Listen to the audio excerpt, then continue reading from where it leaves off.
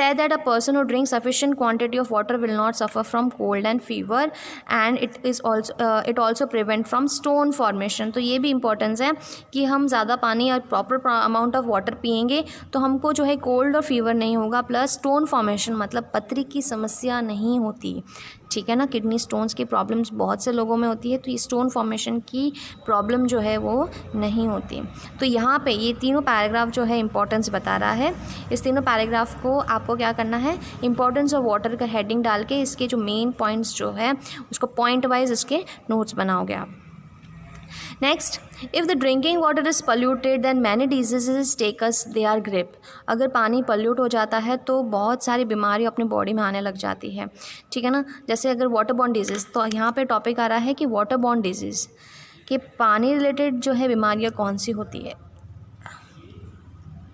पहले तो देखो बहुत से ऐसे माइक्रोब्स होते हैं जैसे वायरस है, बैक्टीरियम है, प्रोटोजोम, वर्म्स जो है जब अनहेल्दी जगह पे होता है और ये वाटर उसके कांटेक्ट में आते ही उस पानी में मिक्स हो जाता है।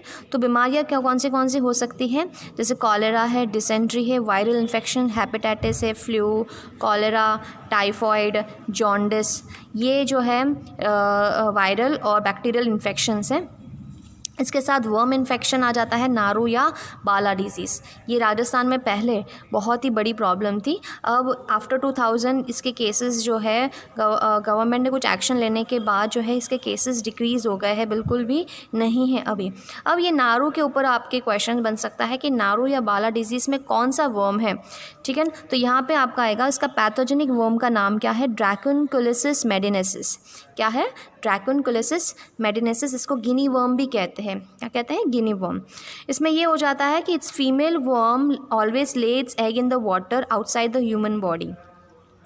तो वो जैसे ह्यूमन बॉडी के से बाहर जो फीसेस से बाहर निकलती है तो वो अंडे देती है, और वो अंडे जब पानी में मिक्स हो जाता है तो वो फिर पानी के साथ जो है ह्यूमन बीइंग के बॉडी के अंदर एंटर कर लेती है, और इस तरीके से इनको जो है इस तरीके से बीमारियां हो जाती है, नारू या बाला डिजीज़ जिसको कहते हैं।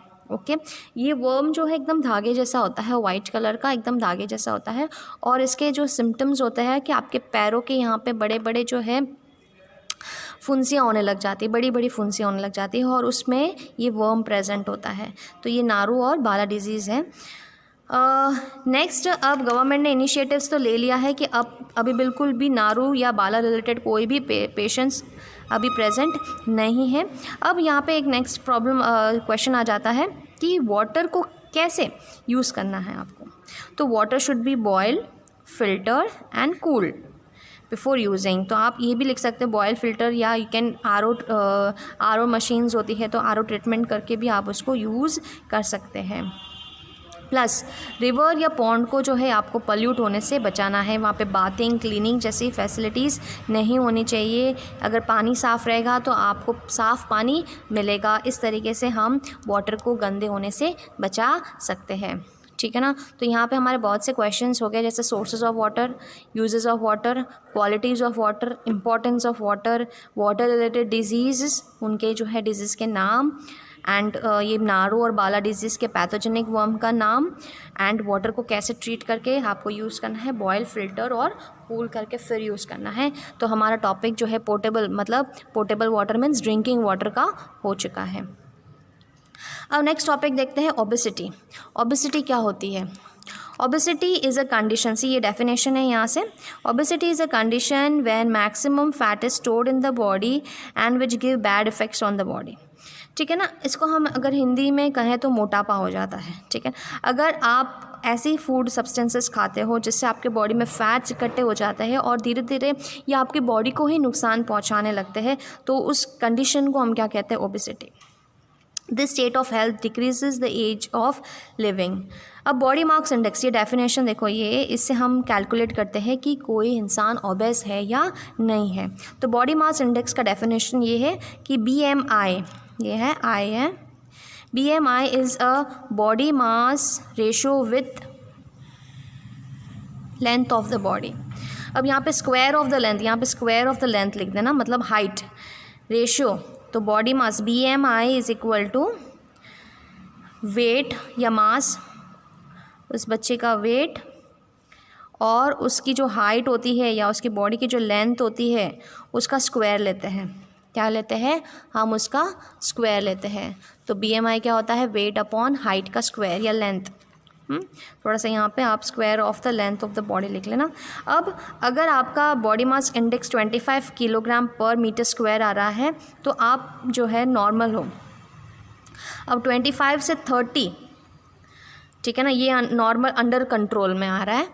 अगर आपका जो है बॉडी BMI रेशो 30 या 30 से ज़्यादा है तो उस कंडीशन को हम क्या कहेंगे? ओबेस कंडीशन या ओबेसिटी। उस इंसान में ओबेसिटी ये कंडीशन है। अंडरस्टैंडिंग? तो ओबेसिटी क्या होता है? मोटापा होता है। अब नॉर्मल आप जैसे हेल्दी दिख रहे हो उसका मतलब ये नहीं कि आप जो है ओबेस, आपको ये बीमारी है। आपका जब हम बॉडी मास इंडेक्स देखते हैं, ठीक है ना, आपका वेट लेना है और आपका हाइट का स्क्वायर करना है, फिर उसको डिवाइड करके देखना है। अगर 30 है, 30 से ज़्यादा है या 30 है तो आप जो है कौन से कंडीशन से सफ़र कर रहे हो? ओबेसिटी। अब ये ओबेसिटी से क्या क्या प्रॉब्लम हो सकता है? यहाँ पे हार्ट डिजीज़, शुगर की बीमारी हो सकती है, ब्लड शुगर, स्लीपिंग डिसऑर्डर, नींद की दिक्कत आती है, ब्रीदिंग प्रॉब्लम, सांस लेने में प्रॉब्लम आती है, और कुछ बहुत से अलग अलग टाइप के कैंसर्स भी हो सकते हैं। ओके अब इसके रीज़न कि मोटापा या ओबेसिटी ये कंडीशंस क्यों होती है लोगों के अंदर? क्योंकि वो ज़्यादा से ज़्यादा कैलोरीज़ खा रहे हैं। अब कैलोरीज़ ज़्यादा अमाउंट ऑफ कैलोरीज़ इनटेक करोगे तो जो इंसान है वो मोटा होता जाएगा। अब देखते हैं कि आपके जो है regular, one of the main reason is taking more calories, ठीक है ना, टेकिंग फैट कंटेंट मील। अब ये रीज़न से यहाँ पे बताया गया है कि किस वजह से आप मोटे होते हो।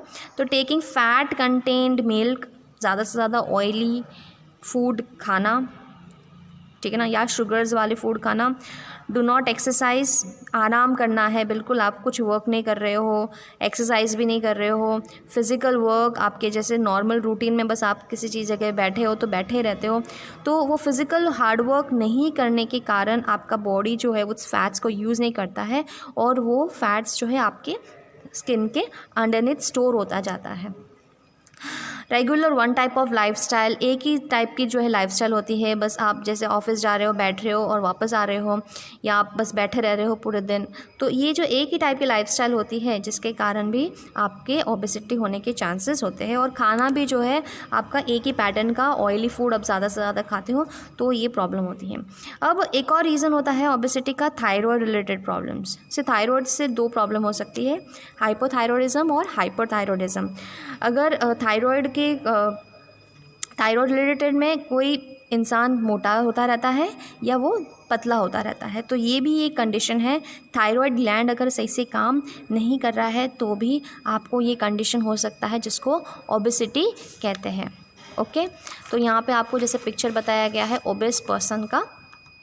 यहाँ तक हम आज कंप्लीट कर रहे हैं हमारा ये वीडियो। हमने ड्रिंकिंग वाटर और ओबेसिटी के बारे में कंप्लीट किया है। आपको क्या करना है, पीछे जो क्वेश्चंस हैं उसके रिलेटेड वो आपको अपनी नोटबुक में होमवर्क के रूप में करना है और क्लास वर्क में इसको रीड करके इसके नोट्स बनाओ आप। ओके।